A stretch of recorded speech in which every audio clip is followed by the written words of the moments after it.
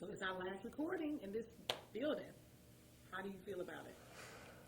How do I feel about this being the last recording? It hadn't quite hit yet.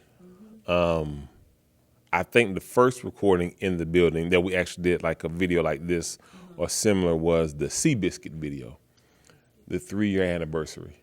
I don't know if I remember that. It was it 3 or 4 years? It was the 3-year anniversary, the Seabiscuit video. And it was when the church was shotgun style. So I guess thinking about it being the last recording, it's a little sad. It is. A little sad. Obviously grateful for what lays ahead, but just kind of like, Bittersweet. a little nostalgia. Yeah, that's what it is, a little nostalgia. How do you feel? I feel the same way. It's bittersweet. It's bittersweet. And I don't think I've had enough time to really take it all in. Yes. I think I'm still trying to. Life keeps happening. Yes, to process everything, but Yeah. So, but I'm gonna miss it. I'm gonna miss the building, but just because, it's so much that's happened here. a So lot. much taking place. And Yeah. So, what does this building mean, as far as in the journey of Carmel friendship? what does this building mean? What does it signify? Yeah. To me, this building signifies God's faithfulness. Yeah. We've had a lot of mountains we had to climb. Yes. And Yeah. God really showed us, I think he showed us here in this building that this is my church Yeah. and I'm going to build it. Yeah. Even when we had obstacles, Yeah. we had certain things, deadlines we had to meet. Yes. Financially. Yes. I think it was just really good to see that, that this is the Lord's church. Yeah. And he was going to build, and he really, truly made everything work out. When we didn't see it, Yeah. he made it all work out. Yeah. So I think as far as this being a part of the journey, I think it's just really showing that he has so much more that he wants to do with us Yeah. in this community. And it started at Benito, but it really started here. Yeah. It started on the couch. It started on the couch. Yeah. Even though it didn't look like much. But this, Yeah, this was this was a flower pot that grew us to a certain extent before we're able to go plant where we have our roots can spread even further. even though nobody could find us, Yes, we definitely had our challenges, but I agree it definitely does signify the Lord's faithfulness in all of this, and the fact that it's an office building. right? I think in my head to see that he sovereignly put it on whoever built this building, that when they built it, that there was spaces for churches in mind, Right. and that the Lord, he knew that we would be here. He knew that we would be able to use it, and so. And it signifies really that God can do what he wants, however he wants. If you would have told me that the Lord could have allowed us to do what we've done, tucked off in the corner in an office park, while Landmark is Dunkin' Donuts, that we had to tell people why our building is based on Dunkin' Donuts, I wouldn't have thought that all of what has taken place could have taken place. And so it's encouraging to see what God can do with so little, that he can do so much with so little. Kind of literally like, yeah, cool. So what do you think are some things that happened that really changed the direction of the church here? First of all, getting the building. Yeah. I remember when Dwayne and cause we were at Benito, Right. and we launched on Easter in 2011, and I've never seen so many 5 Sunday months before in my life. But Benito wanted their money every Sunday. We had to pay for every Sunday. Yeah. And I remember coming to the end of summer, and we were wiped out financially, personally and church-wise, and paying the rent for the church. And when we heard about this building, and when we sat down, Dwayne and I came in, we sat down, and he said, well, I'll give you some time to pray about it. I said, I don't have to pray about nothing. I said, me and the Lord been talking about this for weeks. Yeah. And so I think us moving here, first off, was it allowed us to do something. It allowed us to lay down some roots in a permanent spot. So that helped. Have a home. Yeah, have a home. It allowed us to have a home. Yes. And then to think, for me, to think that there was already a church here. Yes. So the Lord was already working. Yes. In this building. And we get a church is coming in after us too. Yes, that a church has come. So the journey, it's we're a part of it, but it's also it's what God's doing. Yeah. So there was a church here before us, and then there'll be a church here after us. So He's really working in this building. Yeah. And so I agree. I think when Bridgeway moved out, and we only had about maybe 800 to 1,000 feet for meeting space, Right. and when they left, we decided to change the configuration of the building, change the way the seating was out there, and we put chairs in here. We tried to squeeze every chair in here. I sure did. I mean, people couldn't even walk. There was a fire hazard. People couldn't walk down aisles. It was like, it was like you were flying on a Spirit airline. That's how much room you had up there. It straight looked like the cabin of a Spirit airplane up in here. And then we made the choice to remodel the building, purchased it, then remodeled it, in the 1 year, in the same year. We purchased it in July, and then we remodeled in October. Yeah. And that was a big step for our church because I want to say it was by our 4-year anniversary, we stopped growing. We had 80 chairs in here, and I was frustrated, and I talked to another different pastors, asked them what were some things they were doing for church growth and how they were reaching people. And one pastor told me, hey, you need to, I think it was Pastor Ron Simmons. He came and visited. He said, you can't grow because you don't have any more chairs. And so that was challenging because I realized we need to do something different. Nobody really could understand what I kept on trying to tell everybody, like, hey, this is how many chairs you're going to fit in here. And like, Couldn't see it. no. And a part of that was like, it was really stretching my faith to believe in God because did I believe that the Lord could do more than what I was seeing, even though I couldn't physically see it.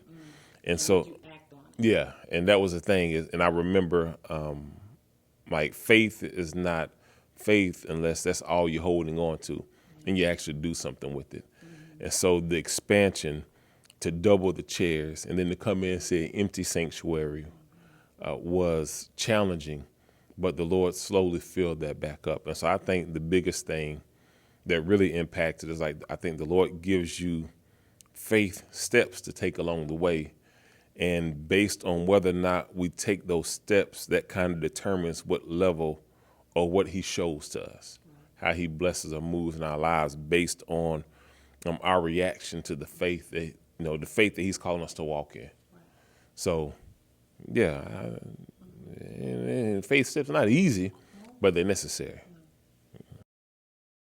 And so when we remodeled, and even that was fun because, from the kids knocking down the first wall with the sledgehammer, with the little mallet, and then, us coming in and cleaning up every weekend to set up for church on Sunday in the midst of while the church is going through construction, painting, and Newton put more paint on the floor than he did on the walls. And everybody coming together, I think that decision to remodel was a no-brainer. What was challenging was to get the kids' building next door and to remodel that building. And that just grew the church even more because we're able to do more things for them with the kids. And that's important. Yeah, it's very important. Very important for ministry. Exactly. Have a place for the kids. Yes. So they can have their own church. Yeah, buddy. Yeah, it was nice. It was real nice, and I think and then we was planning on doing some more remodeling this building. And when the contractor came out and he was running through everything, he's like, he just flat out told me, he said, I could do it. He said, I could take your money. He said, but you need a bigger space. He said, you've outgrown this building, and there's nothing else you can do here. And that's when the Lord kind of showed me that we had been faithful. To hear it from someone else, because I didn't want it to be, even now, I don't want to be like, hey, look at what we're doing. I want it to be something that God is doing. And so to hear this contractor who I didn't get any indication that he was saved. To hear him say, you need to find another space. And that kind of confirmed in my heart that the Lord was like, you need to go ahead and pull this trigger on some land. Like, stop. You looking, but you need to go ahead and get serious about it. And so, I mean, we had overflow, both overflow rooms. We had to turn the toddler room into an overflow room. Yes. And the other room. yes, So, I mean, yeah, we needed the space. yeah, we did overflow. They could hold 8 people comfortably. It was overflow. It was more like a porch.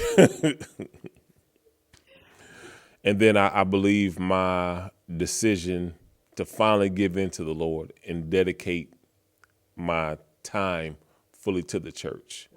Yeah, full time. Even though that hurt us personally for quite some time. And it probably creates a lot of personal struggles for us. Yeah. We had a lot of spirited conversations as it pertains to certain things. But the Lord honored that. Had that decision not been made. Yeah. And had you not allowed me to take that step, the fact that you didn't fight me or make me feel like less of a man, I didn't feel like I had to fight with you and God. You never put me in a position where I felt like I had to fight with you and God. And so that made it a whole lot easier. So, but I think the decision at each step was just another one of those things that, do we trust God enough to move forward? And that's kind of always, that's my mentality, is like, Peter stepped out the boat. And I never want to be in a position where I don't trust when the Lord is calling us to do something, no matter how risky it is. Because even when Peter sank, the Lord saved him. And so I feel that it's always safer on the waves with Jesus than it is in the boat with the disciples. So you can't go wrong by walking towards what he's telling you to do. It's hard, though. So how have you seen God move in this building?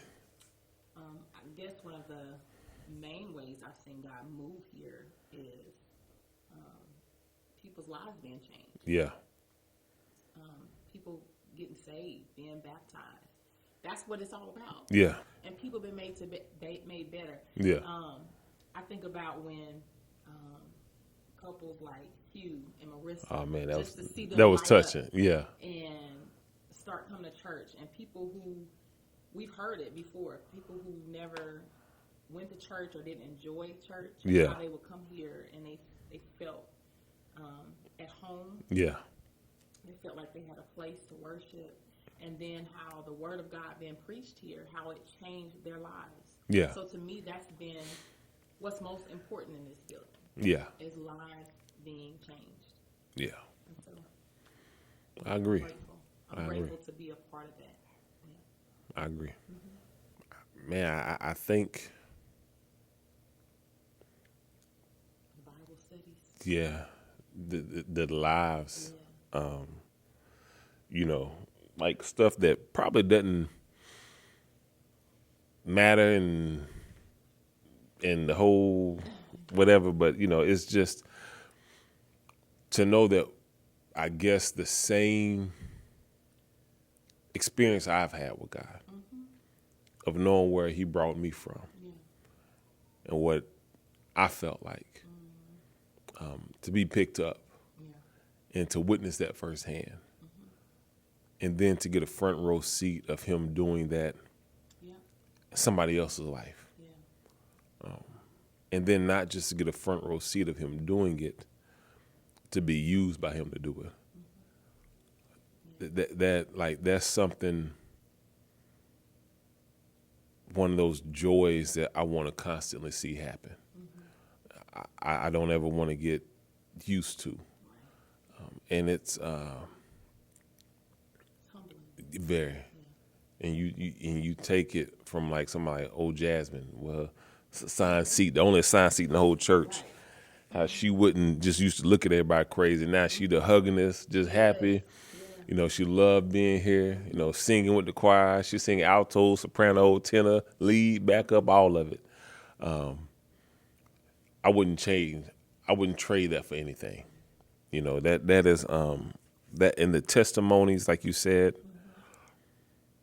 It's pretty doggone cool. There are people who will say, man, it was at 3814. Yeah. Turman, Yes. where I gave my life to Christ. Yes.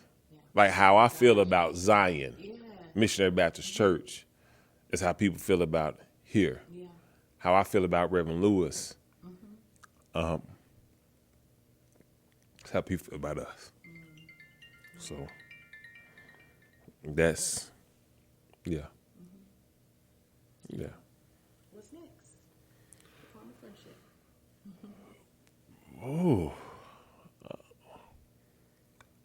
I think it's time to start branching out.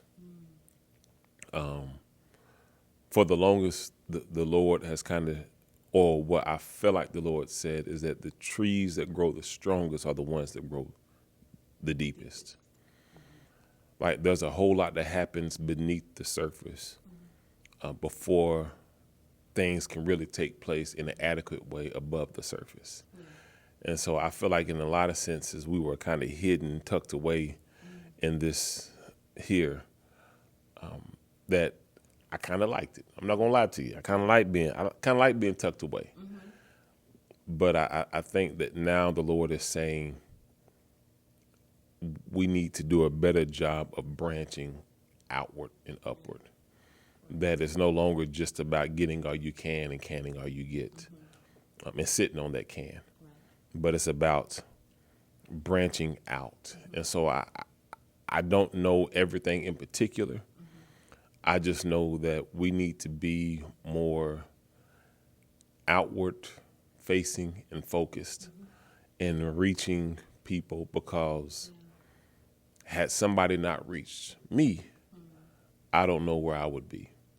And so I want us as a church to realize that although we're grateful for what lays ahead, and it's kind of the same thing we said at the anniversary, is like we're grateful for what lies ahead of us. We're grateful for what what's happened. I'm real grateful for what has happened here. And my thought process is, if the Lord can do this in the office park, tucked behind Dunkin' Donuts, what can he do on the corner of one of the fastest growing communities in the state of Florida? And so I have an excitement. I have an expectation. And the fact that God we get to see it. And we actually get to see, like, when we walk through the building, I remember when it was just grass and trees. I remember we cut down the first tree with the axe. I remember. And as hard as that was, I remember carrying the trunk of that tree out the woods and then down the street to the truck, as hard as that was. But to think the fruit that's going to come from that, it just makes everything worth it. It makes everything worth it. So I just think, man, if God could do that here, what in the world is he going to do over there? Like, who in their right mind does something like that from a couch to a school, to a building, an office building, with no band, with so many, 2 bathrooms, so many things that I know, I read about, I went to conferences that are not supposed to work.